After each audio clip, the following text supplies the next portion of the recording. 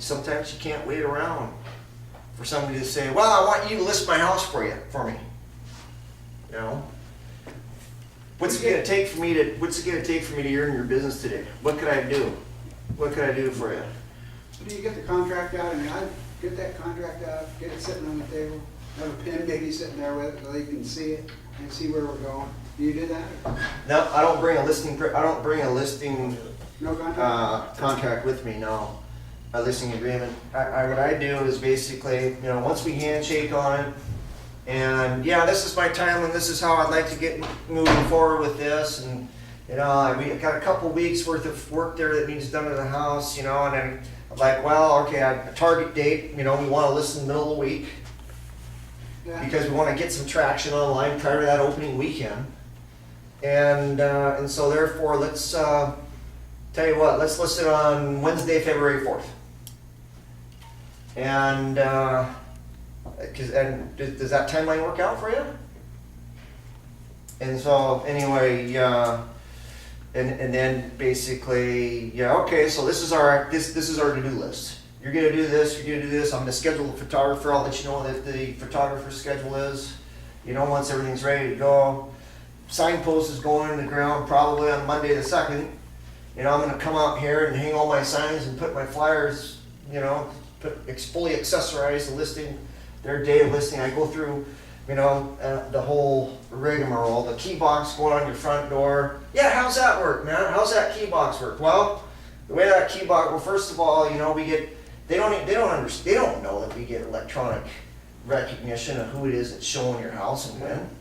Yeah. Which goes right back into the listing presentation of, our home feedback, our proprietary home feedback system that we have. And so you gotta go through the fundamentals, sometimes. Once you have the business, once you're getting the business, basically, you have to go through the fundamentals of the listing, so you can set their expectations.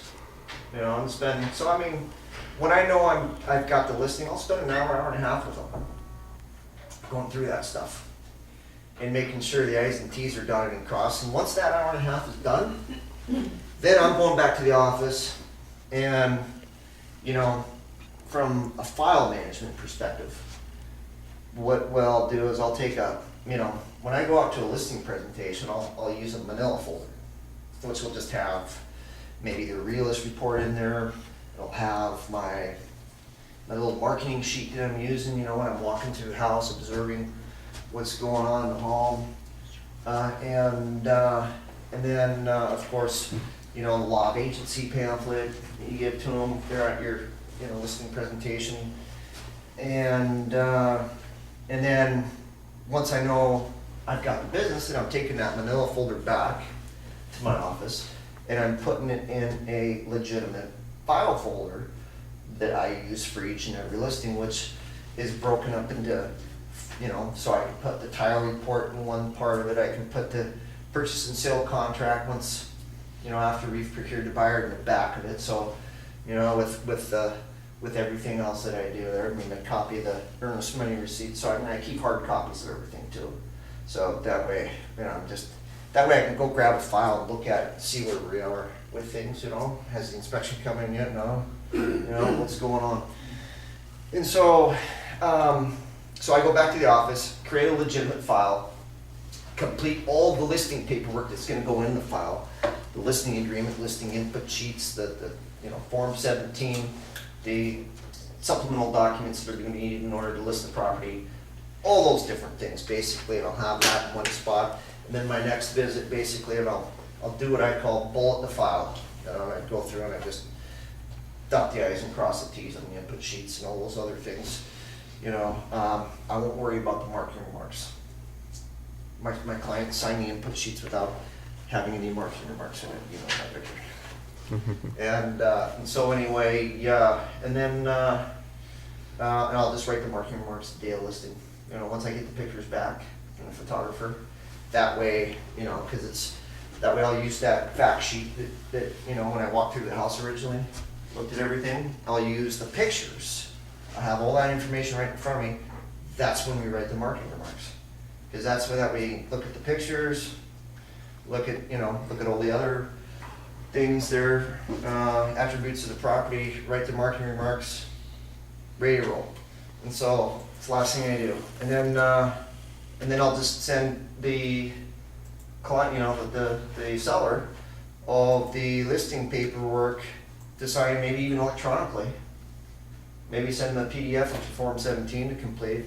Sometimes I'll just go over that on the phone with them. Sometimes I'll sit down with them, go over it with them in person. And it depends on how much hand-holding the seller needs. Once again, that comes back to time management. Some people need a little bit more hand-holding than others.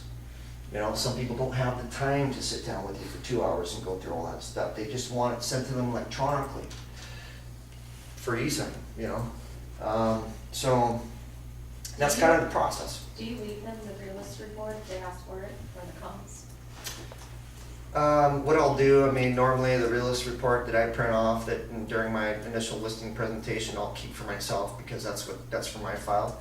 But if they want a copy of it, I'll just scan it in and email it to them after the listing presentation. Sometimes you don't always know as well if you've got the listing after you present. So what I do after the listing, because they might be meeting somebody else, and that's something else here I want to discuss real quick. I used to think, okay, I either want to be first in the door, because normally people talk to maybe 2 or 3 agents, right? Unless you come recommended, and referrals are the easiest kind of business there is. But the fact is, if you're up against 2 or 3 other agents, I either want to be first in the door. Well, I used to think I either wanted to be first or last. No more.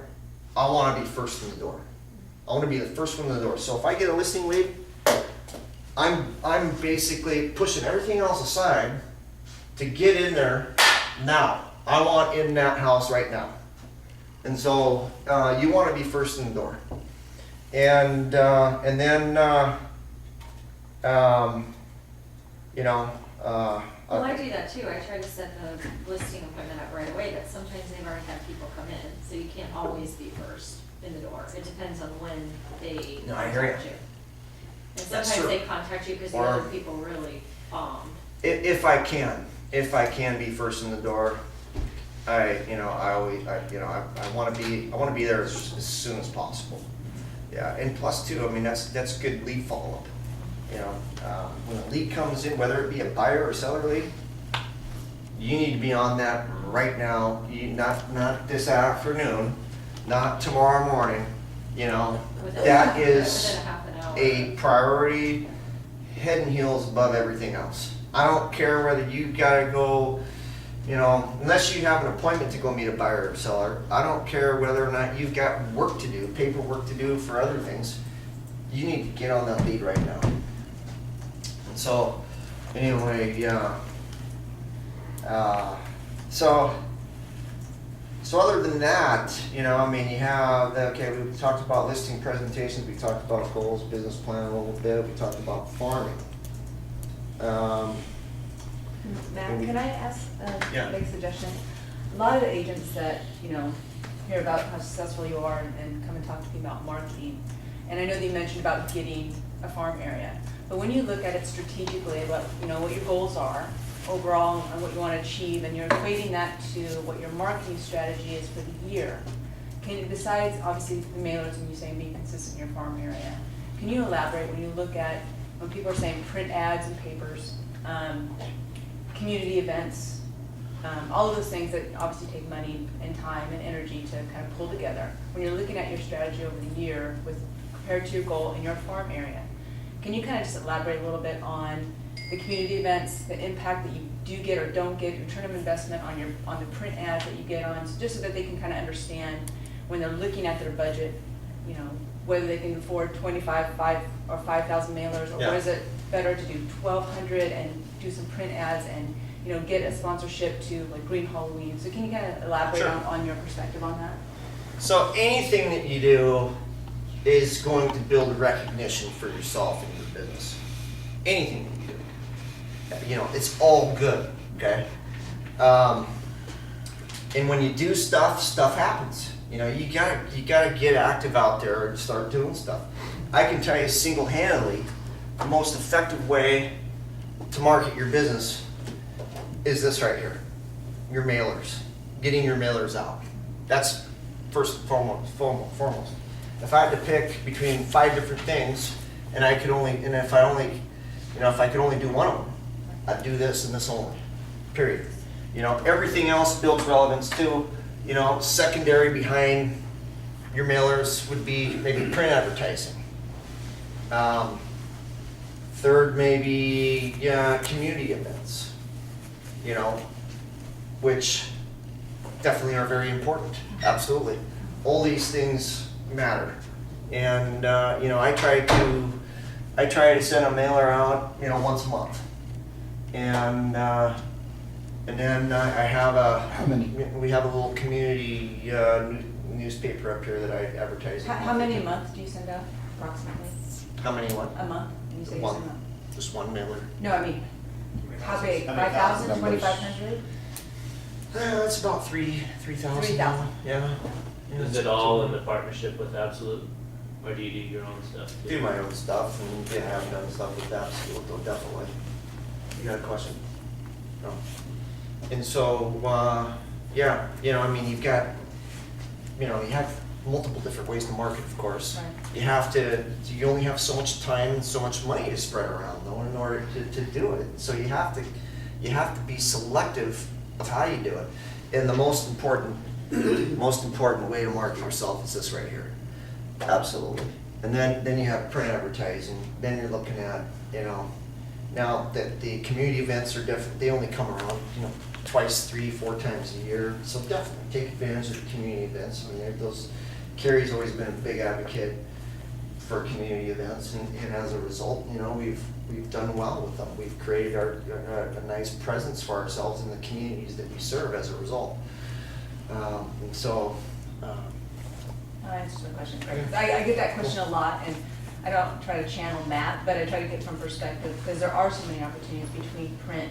And I also understand there's also the pressure, we get those coupon books of the best of Issaquah, and there's a lot of people that kind of go at the agents with marketing, opportunities, but the ROI is the most important, obviously, piece of that, especially when you think about how, you're incrementally budgeting your budget, so every dollar makes a big difference. So there's gonna be a lot of people coming at you, a lot of different ways that don't necessarily ROI is there. So that's why I wanted to talk to Matt about Thanks. kind of, what's worked for him, what hasn't worked for him. Here's Just something truly be else. objective about what you're looking to spend your money on. Absolutely, and here's something else here I'd like to say real quick too. I've tried spending money in magazines. I've tried, spending money on different, secondary websites like Zillow, like this, like that. Put it this way: if I had $500 to spend each month, I wouldn't spend it. I'd spend it on doing your mailers before I'd spend it on trying to capture leads through the likes of, not saying anything negative about Zillow or anything else, or just whatever that it is, a different lead source. Their Zillow doesn't online work. lead I spend a source. bunch of money on them, and it doesn't work. It's very simple. No, and so here's the It's a thing, scam. and here's the thing. You start getting some listings in your farm, those single-handedly will bring you all the buyer leads that you need right there. That's the way to grow your business.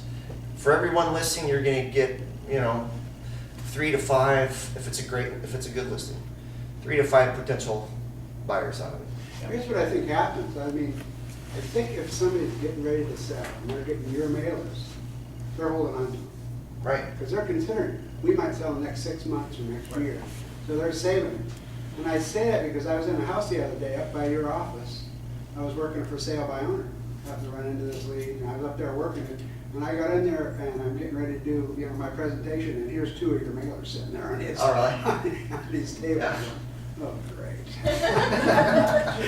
But you're right, that consistent mailers and marketing, and one thing I'll say, to brag on Matt, and we'll talk about the business plan for each of you guys a little bit later on, but every year, Matt has, since he's been here for 7-8 years now, it's been a while, Matt calls me and goes to it in December. Matt and I talked on the phone about what his print is, what kind of marketing he's gonna do in the community, some of the online stuff.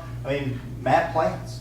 To be successful like that, you've gotta have a plan. and put it in writing and be ready, and that's kind of what we said earlier. So that does a great job, and obviously we all know how successful it is out there. So it's those things.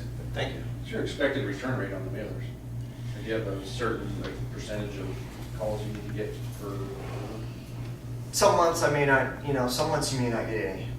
And other months, all of a sudden, it's like, you're gonna get, you might get 10 leads off of it. It's all about repetition and recognition. You like So- average per year or something like that? Here's the thing, you send one out, can you expect to get some good, solid, viable leads that are going to create some business for you out of it? Yeah, maybe not, and you can't look at it like that. You gotta look at it like, okay, I'm gonna budget, this is like a car payment to me. This is what I'm gonna budget per month, each and every month. And this is what I'm gonna do, how I'm gonna do it. And then you just do it repetitively, and, then things, as I mentioned, that snowball effect, things will start snowballing for you. Your business will start growing. You'll get more signs in the ground. You're gonna create more recognition for yourself because the, community's going to see you and your name in multiple different areas, sources, and, everything will just fall right into place. And so, I kind of look, think about it like this. You're starting a fire, okay? You're basically starting a fire. You're starting a fire, you're lighting the paper after putting the kindling on top, and maybe the wood's a little wet and you're blowing on it a little bit and you're having a hell of a time getting it going. All right, finally you get the thing going. Now all of a sudden the thing's just blazing, right? What do you gotta do now to maintain that fire? Okay, it was a lot of work getting it started, wasn't it? But now to maintain that fire, what do you gotta do to it? Just throw a log on it, right? Just throw a log on it, about whatever, and to keep it going, to keep it running good. And that's the same thing with this here. It takes a lot to get it going, but once you get that fire started, then you can just kind of put it on cruise control a little bit. The wheel's spinning, just go up every once in a while, spin the wheel again, keep it spinning, and I'm gonna use the analogy of a flywheel later on, so that was good, yeah? I've noticed the last few years, you're doing listings in Seattle, some outlying communities where. It's a great question. Typically you've been in the Squaw Islands. Is that Yeah. referral stuff, and what do you do to maintain connection with old clients that are sending you these listings from other places and stuff like that? That's a great question. So here's the thing. When you're working from a level, and basically, this sounds like a broken record coming at me because I've said it so much in the past, and I still say it, and I'll probably will say it to the day I, retire, whatever. But the fact is that when you're working from a level of abundance rather than scarcity, okay, objectively, you're not going to want to be taking listings, like for example, if I'm just working out here, I'm not going to want to be taking listings that clear up here in Bluff, or clear down here in Renton, and everywhere else in between. And so, because when you're driving around from Timbuktu to Timbuktu, time is your most precious resource, and when you're just, this day and age, we can get work done while on the road too, but the fact of the matter is that, what we're trying to do as real estate people is make the most amount of money per hour that we can for the hours that we work during the work week. And so the way we're going to do that is by working smarter, not necessarily harder. Yes, this is hard work. You have to put a lot of hours into it. So, for the most part, new business opportunities coming up in these outer lying areas that really is not my geographical area of coverage. I might be trying to maybe send them to somebody else, unless, I have a rule with myself. Unless that comes as a referral.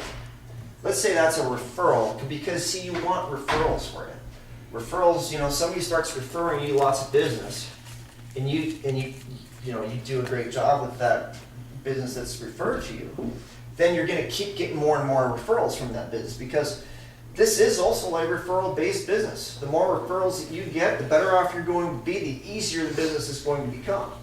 And so, when it's a referral, it's coming from out here in those outlying areas. Am I taking it? Yeah, I'm taking it. And so, because it's coming from my referral, which my referral-based business, which is all spawned from my farm here in Issaquah, say for example. So this business here has developed a broad referral-based business for myself where I'm acquiring listings here and there and, you know, some other places. Am I actively out marketing those areas to try to get those listings in those outlying areas? Absolutely not. So, you know, I have one client, for example, that they just like to flip houses. So these fancy listings that you see me sometimes put up over here in Seattle, that's who they are, generally, for the most part. So, because they're flipping houses in Seattle, basically the east side and areas like that there. And Matt's right, referrals are fantastic. We're actually gonna talk a lot about referrals after lunch here, so that's kind of a good segue. Anything else, everyone? No, unless anybody has any questions. Any more questions before we take a quick little lunch break? Can you see those flyers? Are you gonna get those out? Yeah, I left a copy. Good job, man.